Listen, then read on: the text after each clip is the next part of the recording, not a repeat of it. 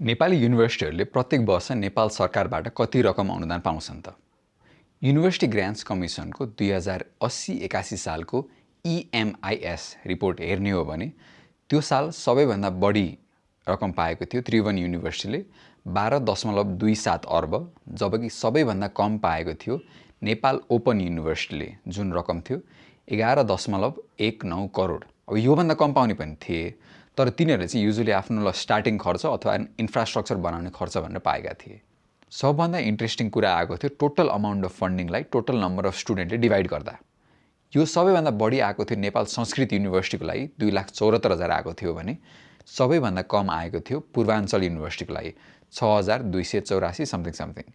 अब यो केसमा हेल्थ इन्स्टिट्युटहरू चाहिँ इन्क्लुड गरिएको छैन, किनकि हेल्थ इन्स्टिट्युटको फन्डिङ चाहिँ मिनिस्ट्री अफ एजुकेसनबाट नआइकन मिनिस्ट्री अफ हेल्थ एन्ड पपुलेसनबाट आउँछ।